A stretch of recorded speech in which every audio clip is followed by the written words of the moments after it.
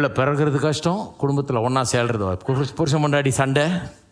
அப்புறம் பிள்ளை பிறந்தாலும் அது பிறக்கிறதுல பிரசவத்தில் ஒரு கஷ்டம் இருந்தாலும் ஒரு பெரிய சந்ததியை உண்டாக்குறன்றார் கர்த்தர். தெரியும் சாபம் இருக்குதுன்னு தெரியும் அவருக்கு. சாபம் என்ன?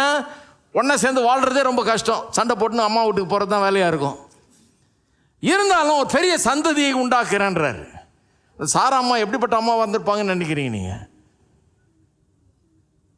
ஆபிரகாம் கேட்டால் சொல்லியிருப்பா, ஐயோ ரொம்ப கஷ்டம் பாரு. ஏன்னா அந்த அம்மா சொல்லி தான் இன்னொரு தீட்ட குழந்தெல்லாம் பெற்றுக்கிட்டார் இவர். அப்போ எவ்வளோ டாமினேட்டிங் டைப்பாக இருக்கும் பாருங்க. அது இவனை ஆளணும்னு நினைக்கிற ஒரு டைப் ஆஃப் லேடி அது. அந்த மாதிரி ஒரு அந்த மாதிரி ஒரு உறவில் இப்போ ஒரு சந்ததி உண்டாகணும், அது பெரிய சந்ததியாக உண்டாகணும். இவங்க 2 பேருக்குள்ளேயே எப்படி இருக்குதோ, ஆனால் அதுலேருந்து ஒரு சந்ததியை உண்டாக்குறாரு. அதனால தான் பாருங்கள், இன்றைக்கி கூட சண்டை பாட்டுக்கு ஒரு பக்கம் நடந்துக்கிட்டு இருக்குது, ஆனால் புள்ள பாட்டுக்கு பிறந்துக்கிட்டு தான். ஹலோ, சாபம் இருக்குதுங்க, ஆசீர்வாதம் வர முடியாதுன்றவங்களுக்கு சொல்கிறேன். சாபம் வேலை செய்யுது, ஆனால் ஆசீர்வாதம் அதை விட பவர்ஃபுல்லாக வேலை செஞ்சுட்டு இருக்குது.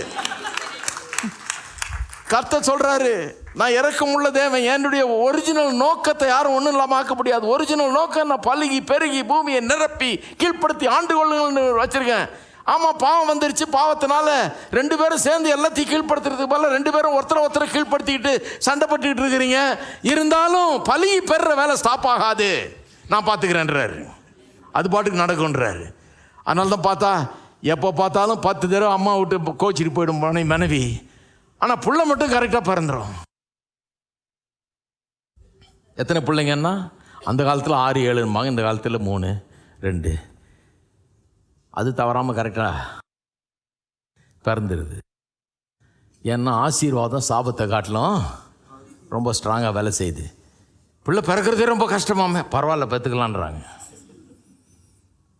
சிசேரியன் பண்ணியாது பெற்றுக்கலாம், அதுக்கெல்லாம் வழி கண்டுபிடிச்சிடலாம், எப்படியாவது பெற்றுக்கலாம், சந்ததி வேணுன்றாங்க. கர்த்தருடைய நோக்கம் நிறைவேறிட்டு. 3வது, ஒன்று தேசத்தை தர்றாரு, இன்னொன்று பிள்ளை பிறக்கிறதுலையும் குடும்ப வாழ்க்கையிலையும் கஷ்டம் வந்தாலும் சந்ததியை பெருக பண்ணுறாரு. ஆபிரகாமுக்கு ஒரு பெரிய சந்ததியை தர்றேன்றாரு. 3வது, விரோதிகள் மேலே ஜெயத்தை தர்றேன்றாரு. அதனால தான் சொல்கிறார், உன்னை சபிக்கிறவர்களை சபிப்பேன், உன்னை ஆசீர்வதிக்கிறவர்களை ஆசீர்வதிப்பேன்றாரு. ஏன்? அது 3ஆம் அதிகாரத்தில் ஆதியாமத்தில் சொன்ன காரியத்தினுடைய நிறைவேறுதல். அங்கே என்ன சொன்னார்? உன் வித்துக்கும் ஸ்திரீயின் வித்துக்கும் பகையை உண்டாக்குவேன், அவர் உன் தலையை நசுக்குவார், நீ அவர் குதிங்காலை நசுக்குவாய். அது நிறைவேறுது பாருங்க.